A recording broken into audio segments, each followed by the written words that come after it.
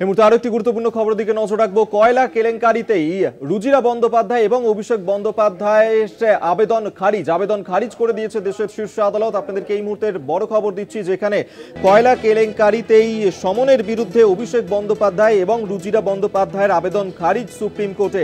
যেহেতু তারা কলকাতার বাসিন্দা, তাই দিল্লিতে হাজির হওয়ার জন্য সমন জারি সঠিক নয় বলেই আবেদন করেছিলেন তারা। পল্লব চট্টোপাধ্যায় আমাদের সঙ্গে এই মুহূর্তে টেলিফোনে রয়েছেন, প্রতিনিধি, বিস্তারিত জানবো। পল্লব দা, কয়লা কেলেঙ্কারি নিয়েই আবেদন করেছিলেন অভিষেক বন্দ্যোপাধ্যায়, রুজিরা বন্দ্যোপাধ্যায়, কিন্তু তাদের আবেদন খারিজ করে দিল সুপ্রিম কোর্ট। পল্লব দা, দেখো, এটা হচ্ছে সেই লালা অর্থাৎ অরূপ মাঝির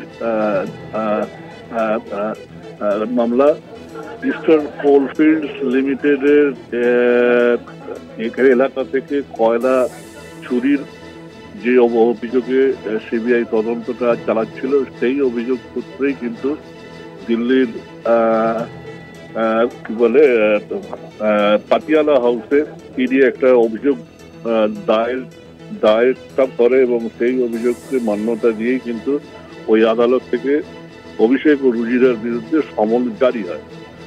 কিন্তু তারা দুজন সুপ্রিম কোর্টে সেই সমনের বিরুদ্ধে আবেদন করে জানিয়েছিলেন যে তাদের বাড়ি যেহেতু কলকাতায়, তাই নয়াদিল্লিতে এই মামলার সমন সূত্রে হাজির হওয়ার জন্য নির্দেশ জারি করা যায় না, তাদেরকে কলকাতায় হাজির হওয়ার জন্য নির্দেশ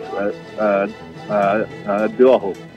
কিন্তু সুপ্রিম কোর্ট আইনি বিধান অনুসরণ করে তাদের আবেদন কিন্তু আজকে খেয়ে দিয়েছে, খারিজটা খেয়ে দিয়েছে, করে দিয়েছে। এটা শুনানি শেষ হয়ে গিয়েছিল গত মাসে। আজকে কিন্তু আরজিকর মামলার শুনানির ঠিক আগে চিফ জাস্টিসের ডিভিশন বেঞ্চ এই রায়টা দেয়।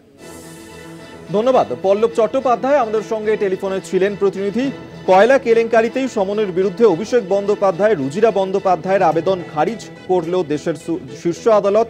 যেহেতু তারা কলকাতার বাসিন্দা, তাই দিল্লিতে হাজির হওয়ার জন্য সমন জারি সঠিক নয় বলেই আবেদন করেছিলেন তারা। সেই আবেদনই খারিজ করে দিল সুপ্রিম কোর্ট। আপনাদেরকে আরেকবার জানিয়ে রাখবো, কয়লা কেলেঙ্কারিতে সমনের বিরুদ্ধে অভিষেক বন্দ্যোপাধ্যায় এবং রুজিরা বন্দ্যোপাধ্যায় দুজনেই আবেদন করেছিলেন সুপ্রিম কোর্টে। সেই আবেদন খারিজ করে দিল দেশের শীর্ষ আদালত। যেহেতু তারা কলকাতার বাসিন্দা, তাই দিল্লিতে হাজির হওয়ার জন্য সমন জারি সঠিক নয় বলেই আবেদন করেছিলেন তারা। সেই আবেদনই খারিজ করে দিল দেশের শীর্ষ আদালত।